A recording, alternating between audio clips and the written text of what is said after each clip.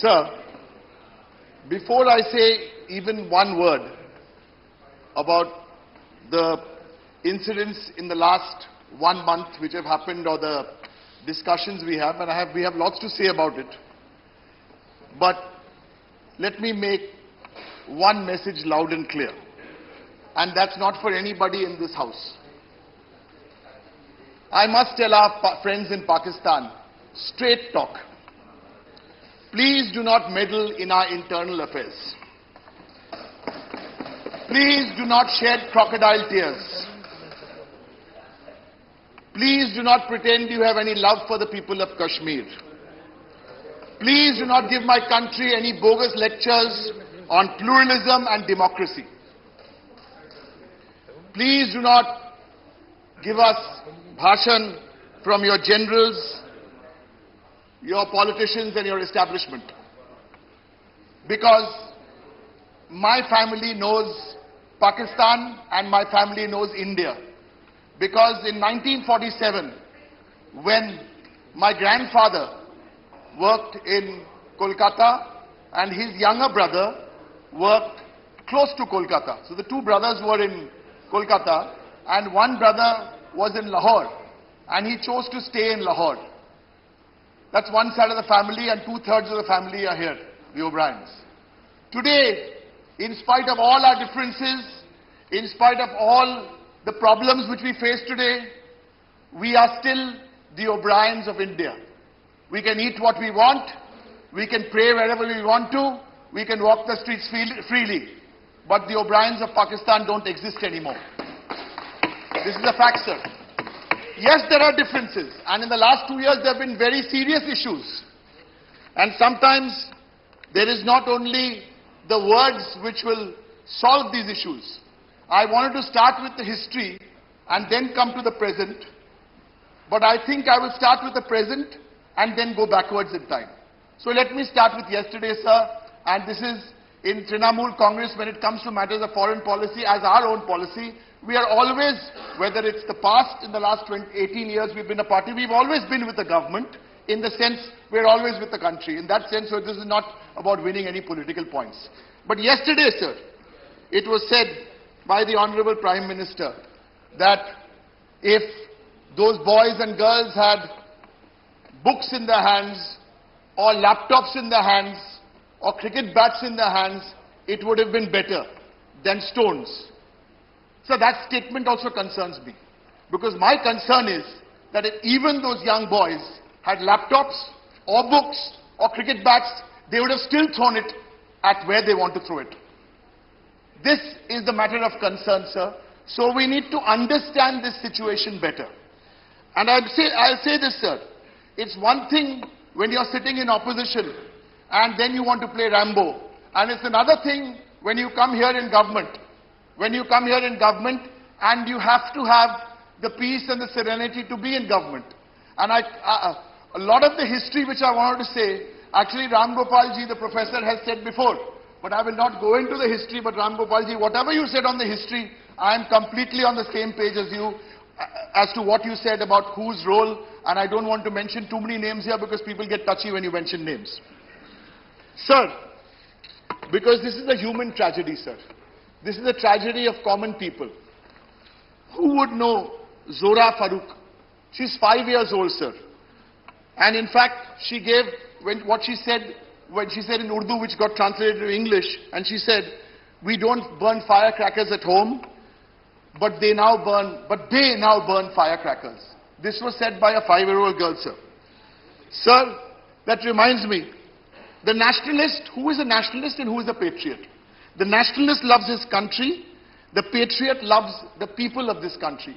And it's very important, sir, at this stage, not to make a distinction between Kashmir, the land, and Kashmir, the people. This is a key, this is important, sir. And the paradox of this, and please, this is above politics, so don't get touchy. Interestingly, a few days ago, there was a speech in the Lok Sabha on behalf of the government, and I was intrigued to know who was the voice, who spoke in the Lok Sabha.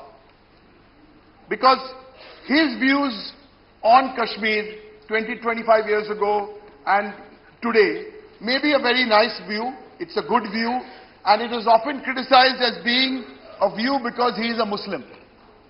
Sir, I need to bring this point out, sir, today because this gentleman believed that Sardar Patelji also had some views on Kashmir, and even Shama Prasad Mukherjee was a stumbling block.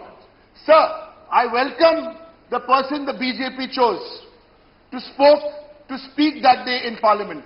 Maybe today it's the BJP and the NDA who are taking a different look at Kashmir. The person who said all these words last week only was MJ Akbar. Now, MJ Akbar is a friend of mine, so I don't want to embarrass him, and this is not the portion to embarrass anyone. But if the BJP is looking at somebody like MJ Akbar, who wrote that book on Kashmir, and I'm not here to publicize his book because he's your minister, it was called Kashmir Behind the Veil. We want to hear voices like this, sir. And the more we hear voices like this, the more we believe that there will be a chance to solve this issue. It's another matter that when this book was launched in 1992, there were many in your party who threatened to burn the book. Sir, let's move on to the Home Ministry. Sir, the Home Ministry today, some of my colleagues are here who are on the committee with me. There is a meeting called today, sir, at 3 o'clock. And for that meeting, we have been given some background details from the Home Ministry. Now, the Home Ministry has given us the details of the use of pellet guns. And I'm reading from that report. It says in 2006, there were 6 deaths and 2010, there were 6 deaths and 198 injuries. And in 2016, there are 3 deaths and 78 injuries or 58 injuries.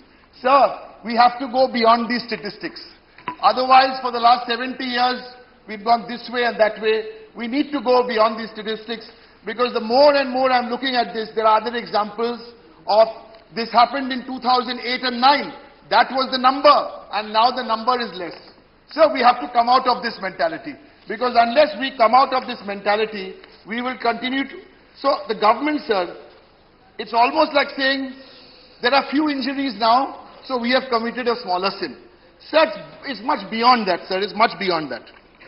Sir, there is a difference in Kashmir. I was trying to study this in the last 2-3 days. What is the big difference in Kashmir? Let's say even in the last 10 years. I don't want to go before that. Sir, I want to make one point in 2 minutes about what I think has changed on the ground in Kashmir. And actually, to use the expression on the ground is incorrect. Sir, in 2011, 5-6 years ago, the internet penetration in Kashmir was 3%. Today, the internet penetration in Kashmir is almost 25%. Sir, that is a major change of what has happened in Kashmir. And today, if you ask me, why the Hurriyat or anyone else doesn't have control over these people, nor can the security forces, because how can you have an encounter with YouTube?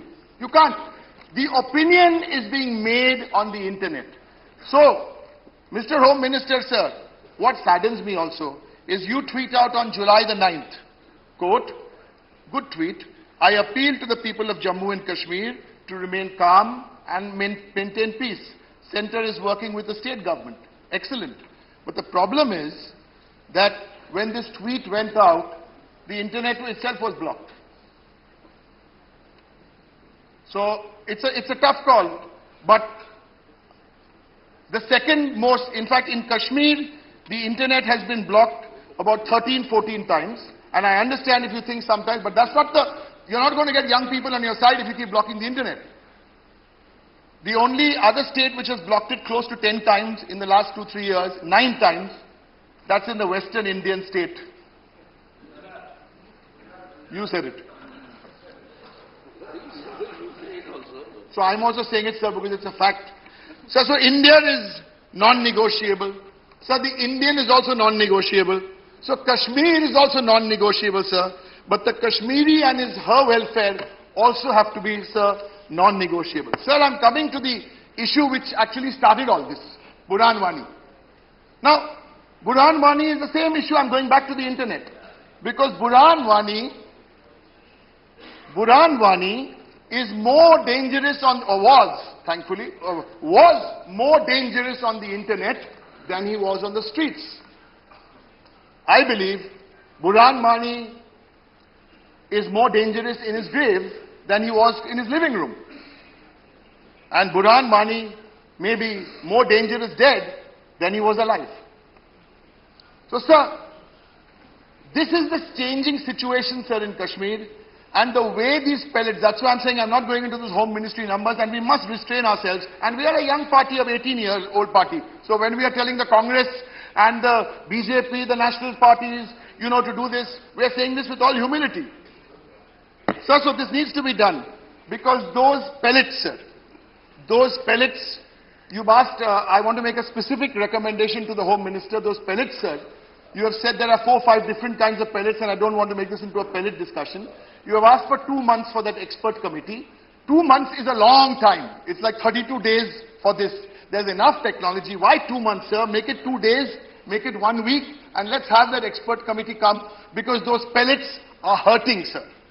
They are not only hurting the children, but they are also hurting the consciousness of Kashmir.